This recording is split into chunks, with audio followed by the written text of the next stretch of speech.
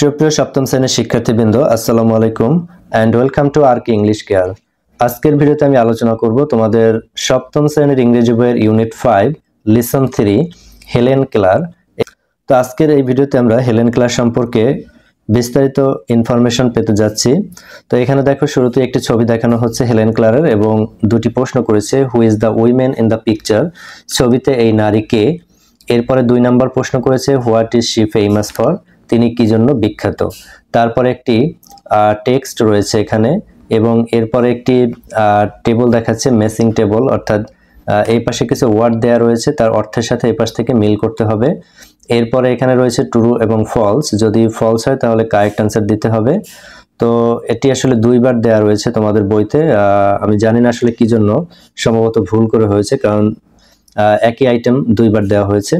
এরপর দেখো ই নাম্বারে 3টি প্রশ্ন করেছে, what did the director do for Helen, director হেলেনের জন্য কি করেছিলেন। How did Helen increase her reading skills at Radcliffe College, Radcliffe কলেজে হেলেন কিভাবে তার পড়ার দক্ষতাকে বৃদ্ধি করেছিলেন। এরপরে what is Helen famous for, Helen কি জন্য বিখ্যাত। তারপরে সর্বশেষ F নাম্বার একটি কাজ দিয়েছে, সেটি হচ্ছে find a humanitarian lady in your locality, অর্থাৎ তোমার এলাকায় একজন মানবতাবাদী নারীকে খুঁজে বের করো। Write a paragraph in 15 words about what she does for others, এবং তিনি অন্যদের জন্য কি করেন সেই বিষয়ে 50 শব্দের মধ্যে একটি প্যারাগ্রাফ লিখতে হবে। তো আজকের এই ভিডিওতে আমরা এই সকল অ্যাক্টিভিটিগুলো সম্পন্ন করতে চলেছি, তাই বুঝতেই পারছো ভিডিওটি তোমাদের জন্য কতটা গুরুত্বপূর্ণ হতে যাচ্ছে। তাই আশা করি না টেনে সম্পূর্ণ ভিডিওটি দেখবে। তো প্রিয় শিক্ষার্থীরা দেখো, লিসন শুরুর প্রথমেই এখানে কিছু শব্দ দেওয়া রয়েছে, keywords, humanitarian, disabled, plantation, communication আর হচ্ছে ইন্টারপ্রিট। তো হিউম্যানিটেরিয়ান মানে হচ্ছে মানবতাবাদী, ডিসেবলড মানে হচ্ছে প্রতিবন্ধী, প্লান্টেশন মানে হচ্ছে চাষাবাদ বা বাগান, এরপর হচ্ছে কমিউনিকেশন মানে হচ্ছে যোগাযোগ, আর ইন্টারপ্রিট ব্যাখ্যা করা। এরপর দেখো এখানে যে 2টি প্রশ্ন রয়েছে, শুরুতে এই প্রশ্নের আনসারগুলো আমরা একটু পরে দেখব, তার পূর্বে আমরা এই টেক্সটটিকে একটু বাংলা অর্থ সহ পড়ব। এই টেক্সটটিকে যদি বাংলা অর্থ সহ তুমি বুঝতে পারো তাহলে এই প্রশ্নের অ্যান্সার দেওয়া তোমার জন্য খুবই সহজ হবে। তো প্রিয় শিক্ষার্থীরা, আমরা এই টেক্সটটিকে এখন বাংলা অর্থ সহ পড়ব, কিন্তু তার পূর্বে এখান থেকে কিছু গুরুত্বপূর্ণ ওয়ার্ড মিনিং দেখে নেব। তো এখান থেকে গুরুত্বপূর্ণ ওয়ার্ড মিনিং হচ্ছে, দেখো, হিউম্যানিটেরিয়ান মানবতাবাদী, যিনি মানুষের কল্যাণে কাজ করেন। এরপরে ডিসেবলড প্রতিবন্ধী, যিনি শারীরিক বা মানসিকভাবে সক্ষম নন। প্লান্টেশন বাগান, বড় কৃষিক্ষেত্র যেখানে চাষাবাদ হয়, যেমন চা বা তুলার বাগান। এরপরে হচ্ছে কমিউনিকেশন যোগাযোগ, তথ্য বা বার্তা বিনিময়ের প্রক্রিয়া। এরপরে হচ্ছে ইন্টারপ্রিটেশন মানে ব্যাখ্যা করা, কোনো বিষয়ের অর্থ বোঝানো বা অনুবাদ করা। ডিরেক্টর পরিচালক, যিনি কোনো প্রতিষ্ঠান বা কার্যক্রম পরিচালনা করেন। ইনক্রিজ বৃদ্ধি করা, সংখ্যা, পরিমাণ বা দক্ষতা বাড়ানো। এরপরে হচ্ছে স্কিলস দক্ষতা, বিশেষ কোনো কাজে পারদর্শিতা বা যোগ্যতা। সাফারিং কষ্ট, শারীরিক বা মানসিক যন্ত্রণা ভোগ করা। এরপর হচ্ছে একাডেমিক শিক্ষা বিষয়ক বা পড়াশোনার সাথে সম্পর্কিত, অর্থাৎ একাডেমিককে আমরা একাডেমিকই বলতে পারি। এরপর হচ্ছে এডুকেশন শিক্ষা, জ্ঞান বা দক্ষতা অর্জনের প্রক্রিয়া। এরপরে এম্পাওয়ারমেন্ট ক্ষমতায়ন, কোনো ব্যক্তি বা গোষ্ঠীকে শক্তিশালী করা। এরপরে চ্যারিটি দাতব্য সংস্থা, যে সংস্থা বা প্রতিষ্ঠান গরিবদের সাহায্য করে থাকে। এরপরে ওভারকাম, ওভারকাম মানে হচ্ছে জয় করা, কোনো সমস্যা বা চ্যালেঞ্জ মোকাবিলা করে সফল হওয়া। এরপরে 15 নম্বর হচ্ছে ডিফ, ডিফ মানে হচ্ছে বধির, যিনি শুনতে পারেন না, অর্থাৎ কানে যখন শুনতে পায় না তখন আমরা তাকে ডিফ বলি ইংরেজিতে। ব্লাইন্ড মানে হচ্ছে অন্ধ, যিনি দেখতে পারেন না। এরপরে ডেডিকেশন আত্মনিবেদন, কোনো কাজে মনোপ্রাণ দিয়ে কাজ করা। এরপরে হচ্ছে 18 নম্বর, দেখো, ইনফ্লুয়েন্সিয়াল প্রভাবশালী, যিনি সমাজে বা অন্যদের উপর প্রভাব ফেলতে পারেন। অ্যাসিস্টেড সহায়তা করা, কাউকে সাহায্য করা বা সহায়তা প্রদান করা হচ্ছে অ্যাসিস্টেড। এরপরে 20 নম্বরে দেখো, রাইটস মানে হচ্ছে অধিকার, যা কোনো ব্যক্তি আইনত বা নৈতিকভাবে পেতে পারেন, সেটা হচ্ছে রাইটস বা অধিকার। তো প্রিয় শিক্ষার্থীরা, এখান থেকে আমরা গুরুত্বপূর্ণ যে ওয়ার্ড মিনিং সেগুলো দেখে নিলাম। এখন আমরা টেক্সটটিকে বাংলা অর্থ সহ পড়ব। Read about Helen Keller, Helen Keller সম্পর্কে পড়ো। Helen Keller was a great humanitarian, Helen Keller ছিলেন একজন মহান মানবতাবাদী। She care deeply for the sick, injured and disabled people, তিনি অসুস্থ, আহত, এবং প্রতিবন্ধী মানুষের নিয়ে গভীরভাবে চিন্তা করতেন। The disabled people have physical or mental problems that limit their activities or senses. প্রতিবন্ধী মানুষের শারীরিক বা মানসিক সমস্যা থাকে যা তাদের কর্মকাণ্ড এবং অনুভূতিকে সীমিত করে দেয়। Helen devoted her life to help them. তাদেরকে সাহায্য করার জন্য হেলেন তার জীবনকে উৎসর্গ করেছিলেন। এরপর দেখো, Helen was born in 1880 in Alabama, USA. অর্থাৎ মার্কিন যুক্তরাষ্ট্রের আলাবামা রাজ্যে তিনি 1880 সালে জন্মগ্রহণ করেছিলেন। Her parents were Captain Arthur Keller and Catherine Adams Keller. তার বাবা হচ্ছেন ক্যাপ্টেন আর্থার ক্লার এবং তার মা হচ্ছেন Catherine Adams কেলার। Her family was not rich. তার পরিবারটা খুব ধনী ছিল না। Their main source of income was cotton plantation. তাদের পরিবারের আয়ের প্রধান উৎস ছিল তুলা চাষ। Helen was born healthy, but in 1882 she became deaf, dumb and blind after a high fever. Helen সুস্থভাবে জন্মগ্রহণ করেছিলেন, কিন্তু 1882 সালে অতিমাত্রায় জ্বর হওয়ার পরে তিনি বধির হয়ে যান, বোবা হয়ে যান এবং অন্ধ হয়ে যান। Her father heard about Parkins School for the blind in Boston and contacted the director there. তার বাবা বোস্টনে অবস্থিত অন্ধদের জন্য বিদ্যালয় পার্কিন্স স্কুল এর সন্ধান পান এবং সেখানকার পরিচালকের সাথে যোগাযোগ করেন। In 1887 সালে the director sent one of his best students, Anne Sullivan, to help Helen. এবং 1887 সালে ওই পরিচালক তার একজন সেরা ছাত্রী অ্যান সুলিভান তাকে হেলেনকে সাহায্য করার জন্য পাঠান। Anne worked hard to enable her to communicate. এবং অ্যান কঠোর পরিশ্রম করতে লাগলো হেলেনকে যোগাযোগে সামর্থ্যবান করে তোলার জন্য। In 1819, Helen's formal education started at Horace Mann School for the Deaf in Boston.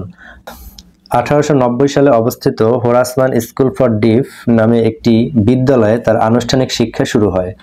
In 1892, she went to Wright Humason School for the Deaf in New York. এবং 1892 সালে তিনি নিউ ইয়র্কে অবস্থিত রাইট হুমাসন বিদ্যালয়ে যোগদান করেন।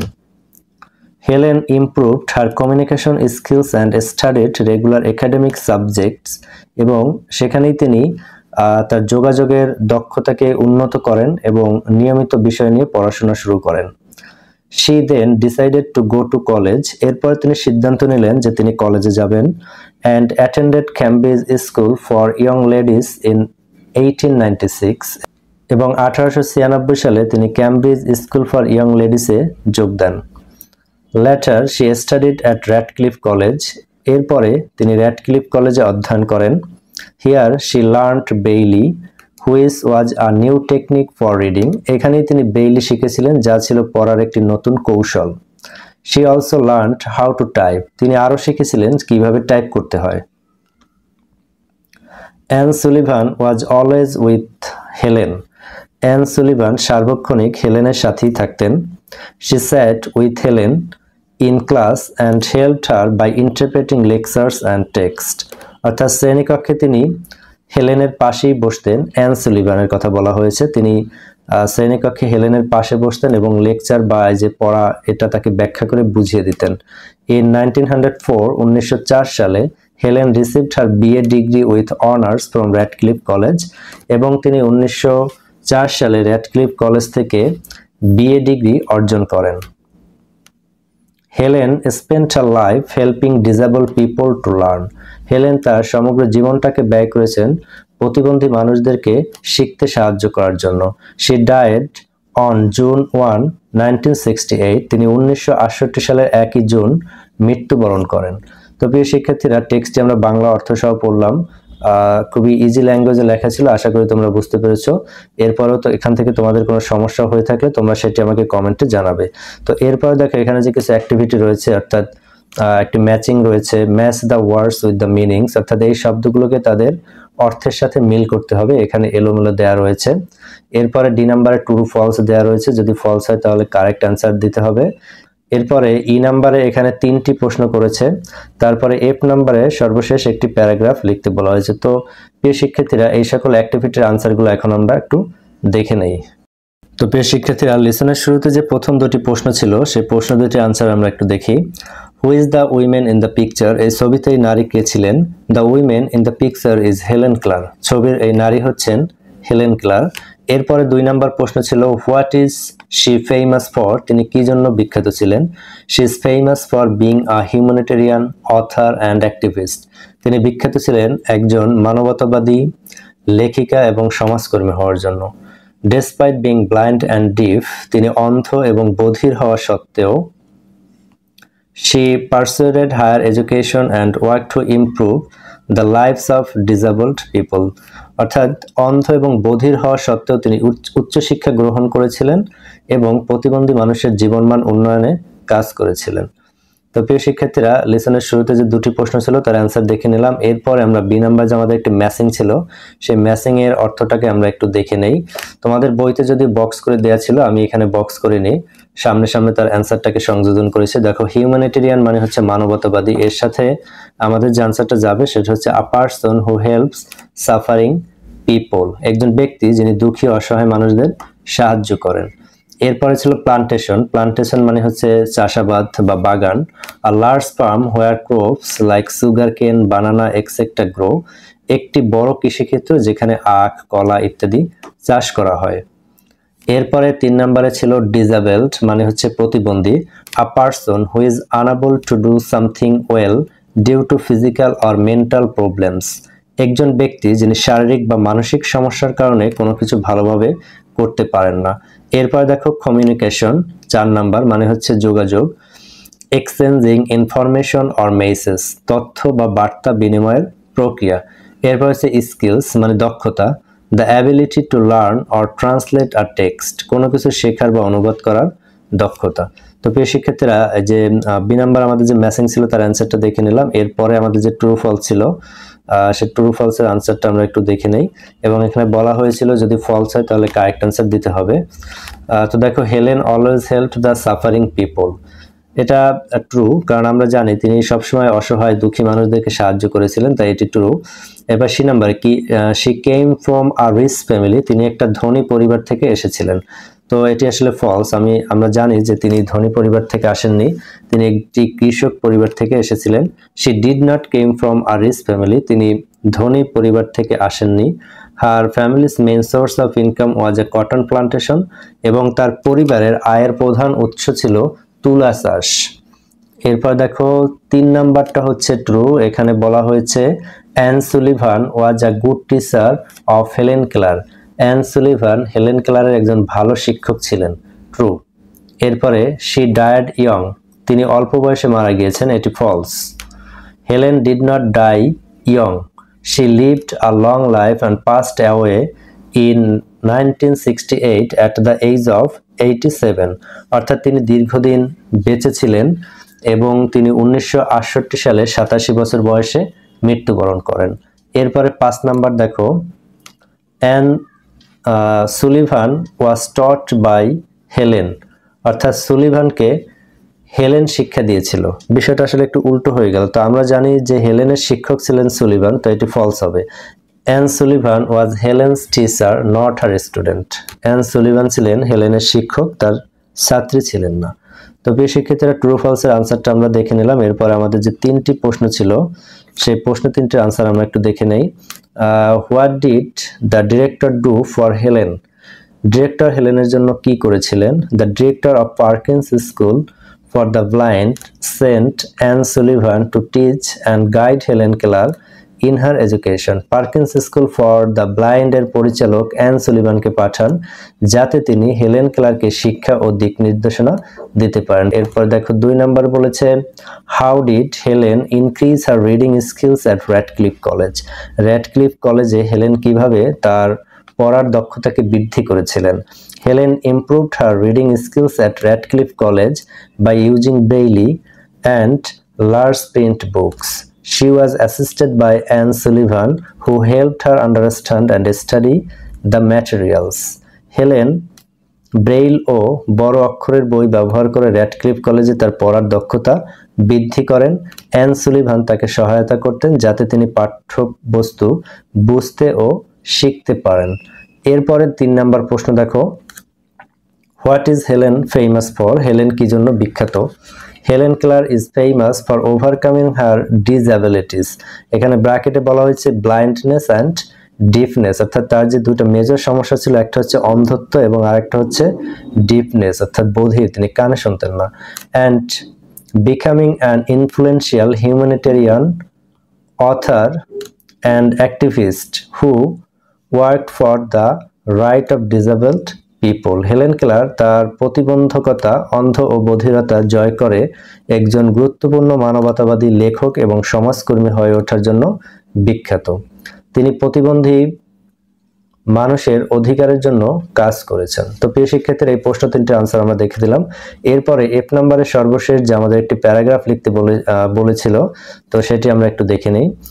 Write a paragraph about a humanitarian lady in your locality within 50 ওয়ার্ডস, অর্থাৎ 50 ওয়ার্ডের মধ্যে একটি প্যারাগ্রাফ লিখতে হবে তোমার এলাকায় একজন মানবতাবাদী নারী সম্পর্কে। তো এটি আসলে সব এলাকায় যে থাকবে এমন কোনো কথা নয়, তো আমরা এখানে একটি কাল্পনিক দিয়েছি।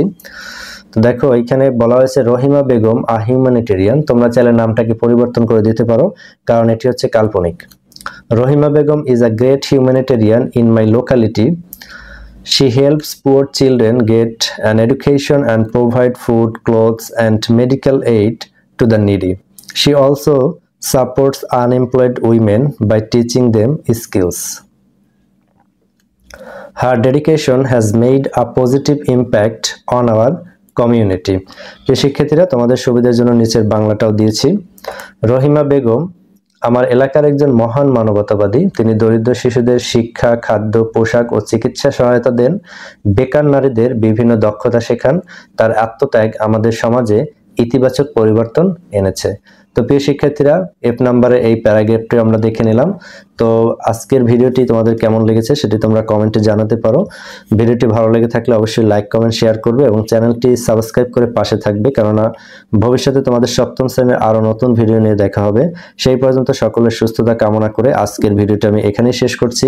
আল্লাহ হাফেজ।